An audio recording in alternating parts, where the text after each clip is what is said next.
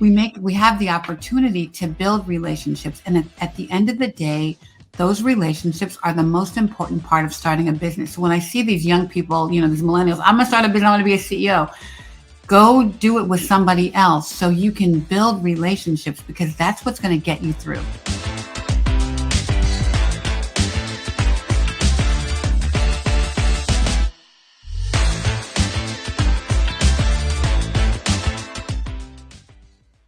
Hey guys, and welcome to another edition of the Bo Knows Business podcast. Listen, I am your girl, Nick. I am not only the founder and your host of the Bo Collective, but I am the founder, and I am just so delighted and excited to bring to you these weekly stories about these superheroes. They really are superheroes in their own right, and we don't get an opportunity to hear their stories. The Bo Collective are 52 Black women business owners who are working together to scale their businesses, as well as to really show the formula, the strategy on how to take your business to a multi-million-dollar endeavor. All right. So this week we have someone that is so special to my heart, Miss Ricki Fairley. She just has my heart, and I'm not even going to start out. I want to get her on the stage so we can just start talking about all the wonderful work that she is doing for Black women with breast cancer, telling their stories every day. Ricki, Sister Ricki, how are you? So good to be here with you, my Nick. Are you doing okay, my breastie? I am. I'm having a good day. Yes, I'm having a good day. And I want you to just really know how important you are in my life. Obviously, we share a lot of things, and in addition to be women entrepreneurs, but we are both breast cancer survivors. We know that story, that experience that happens with our sisters in the Black community is your rally cry. We're going to get to that very soon. But what we're doing on the Bo Knows Business is we're hearing stories. We're hearing our Bo sisters' stories. And what I love, I'm sensing, it's like, even though we're the Bows, I am seeing these pearls, these strands of pearls, just like what you're wearing. These stories are just so impactful, number one. And number two, I want to know, is there a pattern to success? A lot of people think that, Oprah just woke up one day and was Oprah, or Sheila Johnson just woke up, but we know better, right? We know that it started in our childhood. There were things, the seeds that were planted. And so let's spend the first few minutes just knowing what little Ricki was like as a child. Tell us how you were raised, where you were raised. Tell us some of your early influences in your life. Whoa. Wow. No one's asked me that question in a while. So, I grew up in Silver Spring, Maryland. I had very dominant parents. I had a very, very dominant father and grandparents. And so, we were a very middle-class Black family. Only I thought we were poor until I went to college and met people who had a lot less than I had. But my father was a civil rights leader. He was he really worked for the government and was the major person to support education. They're both educators. My dad, PhD, my mom, an elementary school principal, and then a teacher, and then a principal. So it was all about education. My grandmother was actually the vice principal of Dunbar High School in DC. Wow. And her uncle was the superintendent of schools for DC, for the Black schools. So I grew up like education was primary. At the dinner table every night, you had to have a vocabulary word. You had to spell it and use it in a sentence for my whole life. When I started dating, my father made my boyfriends do book reports to date me. I'll say, girl. And so, and my father, my father went to Dartmouth, and he'll tell you his mother made him go there. I have before him, their whole family went to Oberlin. But my father's whole rule was, you can go to any college you want, but if you want me to pay for it, you have 7 choices. So I knew I had to go to an Ivy League school. There was no discussion. And also, we had to get straight A's. Like, and we got paid for A's. We got paid money by everybody in the family paid for A's. So I could make like $200 on getting straight on every report card. But if you made a B, you had to go someplace else and live. And that was what. So when you use the word dominating, you mean the word like he did not come to play when it came to education. Did not play. No, there was no such thing as a B. And if you really wanted to do anything after school or after school activities, whatever, you had to do your homework first, or you couldn't go. So a ballet class was only is the homework done. So that was very, very, and my dad, he was one of the people that drove little girls like Ruby Bridges to the white school in the South. He was the, Deputy Assistant Secretary of Education, and for the government, he appropriated government funds to Black colleges, to all the colleges. And so it was all about, education and getting work done and my father's motto was, sleep when you're dead. You have to do something great. So I know that's right. Can I just tell you the most surprising thing? This is I think our 6th week in business here with the Bow Nose business. And I thought we were just going to learn about business. Y'all are making me better parents every day. Because it's the same daggone story. Excellence, really, education above everything, whether they came from large families or small, their parents were dominant driving factors in their lives, education above all else. So you have a lot in common. We're actually 5 in deep, but there is a very, very clear pattern here. That's so impressive. My mom just published a book. We've been working on it for 3 years. She was an elementary school principal in Montgomery County, and it's called The Wilma Holmes Story, Principles of a Principal, because she was a principal for 30 years. And Principles of a Principal. I love it. You did that. You're the branding lady. I know you did that. We worked on it, but yeah. So it was all about, and I have a magna cum and a summa cum daughters both from Dartmouth. So I instilled the same practice on my own kids. And Haley, my baby daughter, will tell you, we could do anything we want. I had no rules in my house. I just had to get straight A's. So she had all, and I'm hearing now like all the parties she had when I wasn't home or whatever. But you're like, it don't matter. It's A's above all. I don't care. You can have whatever you want. You can have a car, whatever, but better bring it, girl. Because I love it. Better bring it, girl. No, this is fantastic and consistent. Thank you for that. So our next chapter. So I love it. I want to know now, again, your entrepreneurship journey. Tell us what your career looked like. We know what your education, we know your values. Tell us about your early career phases and how did that morph into your first business? Because I know this isn't your first business. Yeah. So, I worked in corporate America. I went to Dartmouth. I got my MBA at Kellogg. But all of my jobs in corporate America, I was an entrepreneur. And I never thought Explain that. So basically the jobs that I had, and I grew up in marketing and brand management. Yes. I worked at J&J, I worked at Nabisco, I worked at Coke, and the jobs I had though were all running a business within a corporation. So as a brand manager, you're running a business, right? Yes. So I grew up in that track. And then as I got more experience, I started businesses within companies. So I either started a new brand or I started a new department that didn't exist. So when I went to work for Coke, I actually started a new department that didn't exist. I broke down 5 different departments and put them into one marketing department and basically did change management and ran a business. So I sort of always had that entrepreneur bug, even when I worked in corporate America. And I was able to take advantage of those learning experiences on somebody else's dime, right?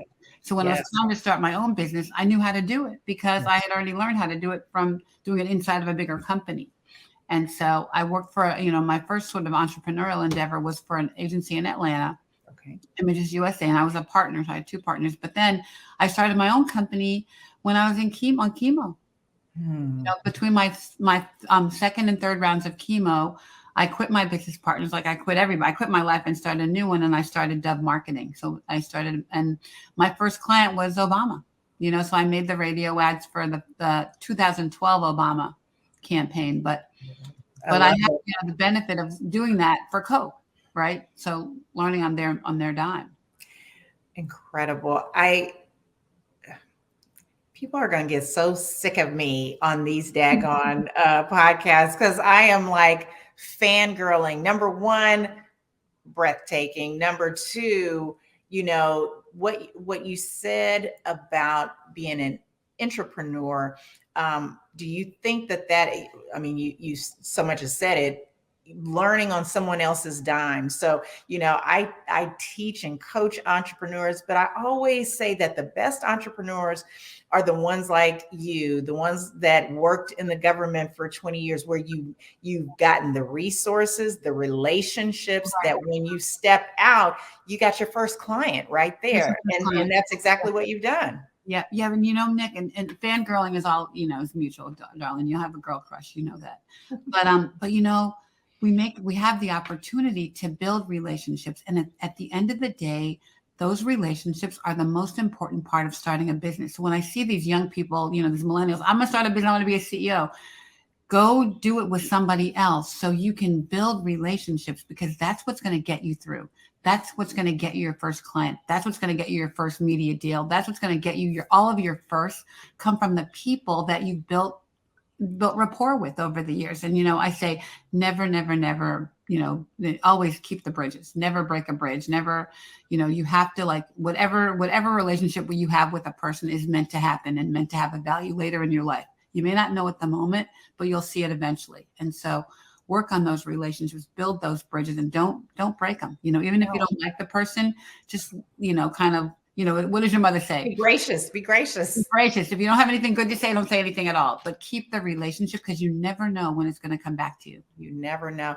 And what you said is so true. We're talking, we talk about millennials, and the entrepreneurial spirit is real. It's real. But when I hear people, because I get this a lot, I want to work for myself. I want to be my own boss. Always. I said that's probably the biggest fallacy about entrepreneurship, is that you're alone. Because if you're alone, you're not going to be in business long. Right. You are not alone. You work for your clients. Look, you have to talk to political officials. There may be zoning I mean, there's so many parts of owning a business, but the biggest part is the people. The biggest part is the people. It's the people. And I have this power pearl from my friend Carla Harris. Yes. She's a badass, right? But she has these power pearls. But my favorite one, and this is what I told to my girls, I tell to everyone, is people make decisions about you, your career, when you are not in the room. When you're not in the room. Whether you're going to get promoted, whether you're going to get the deal, whether you're going to get hired, whatever. Yes. You're not in the room, right? Yes. So what do you want them to say about you when you are not in the room?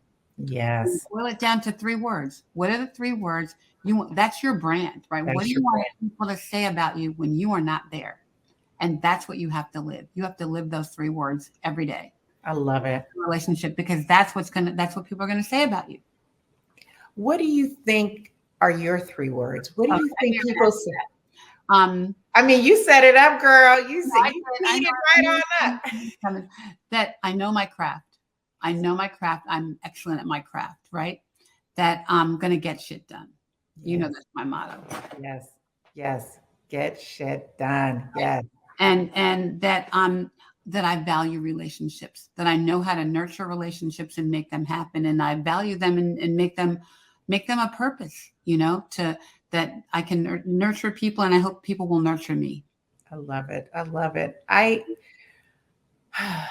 So I usually ask people, about adversity and in their business, but we know as entrepreneurs that it's symbiotic, right? And you shared a little bit about, your personal being the catalyst for your second business. Tell us about your experience, and tell us how you took that experience and created a business opportunity out of that. Well, Nick, my doctors told me I was going to die, and so what it's like to have breast cancer. And so when you look at the stats for Black women, they're just devastating. Black women have a 41% higher mortality rate. Black women like us have a 71% higher relative risk of death than white women. Black women under the age of 35 get breast cancer at twice the rate, die at 3 times the rate. And Black women have a 39% higher recurrence rate of breast cancer. And so I kind of started looking at these stats like a marketing person, like my marketing brain. And I said, okay, what can we do about this? That something needs to be done. And so I really created Touch because I wanted to figure out how to save Black women. And when I looked at the data, the drugs that we have on the market right now are 20 and 30 years old, a lot of them. But guess what? There were no Black women in the clinical trials for those drugs. And so they don't work. So think about it. For every 100 white women that die of breast cancer, 141 Black women die. That's ridiculous. So it's got to be about the science. I mean, clearly, and everybody, all the white people want to blame it on the psychosocial factors. Oh, the social determinants of health. They're all single moms. They don't go to the doctor. They don't have access. Right. All the stereotypes, the narratives. Right. But it's not. It's the science. It's the drugs. And so I started Touch to change the game on that. And we have to do that. The only way we can do that is to get more Black women into research. And so I started a movement to get Black women into research. It's called When We Trial, whenwetrial.org. And I'm on a passionately trying to change the game. And my new motto is do epic shit. Do epic shit. You are epic. So I had to do it though. I mean, when my doctor said you're going to die, I'm like, I can't die. I have shit to do, man. I have 3 grandbabies. And you know, Belle's 4.5. I got 10 years till she gets boobs. She's my purpose. So I think you're incredible. I know how many women you have impacted. Tell us, how will you know? How will you know when you're moving the needle? What in terms of, because scaling your business, which is what we've been talking about, these $1 million businesses, right? That's not the model for yours per se, and that you have raised money, raised awareness, and gotten funding. How do you measure the success of your movement, of your business? So clearly raising money is critical to do the work I want. So I'm trying to bring my marketing disciplines and acumen to breast cancer advocacy. And so I am trying to do what I did with brands. So I reach out to the pharma companies saying, your brand is not working for my people. So how can I help you? I'm telling you your baby's ugly. I'm going to give you a hug, but you need to give me that money so I can put it to good work. Yes. Right. And so it's the same discipline really, but I'm trying to be creative about how I approach it. So we just launched our advertising campaign yesterday. We're spending about $1 million in media. And what breast cancer advocacy group does that? Nobody. So we're doing it with Black women especially. So, okay. But so we know that since our campaign launched at the end of January, we've sent 200 Black women to clinical trials. Wow. And so I don't know what the where in their face. Tell me. Listen, I'm gonna be very honest with you. You know, I struggle in this area about talking, which is so crazy, right? Because I talk for a living. I'm very transparent. My cancer was diagnosed 2 years ago. Right. And my strategy has been, I'm going to talk about it. I'm going to share. And then I just want to live. I want the living to be my live your best life. Yeah. Well, but sometimes I feel guilty. I'm like, am I not saying enough? But it's still, even my shoulders are tensing up because I'm like, is there a place for people like me to support that are still working through their own emotions? And the fear of it. I mean, you wake up every morning, you look at your fake boobs in the mirror and you say, gosh, is it going to come back? Right. Mm-hmm. We always have that fear. I still have it 10 years out. But you know what? Anytime you talk about it, you make an impact on somebody.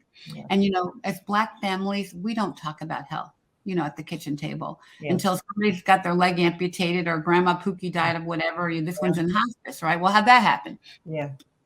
So you have to take responsibility to bring it to your family and just activate your family. Like on Thanksgiving, they hate me. I cook the dinner and no one can eat until we go around. Everybody get ready to say grace and everybody says what they're thankful for. But I'm like, what's your A1C?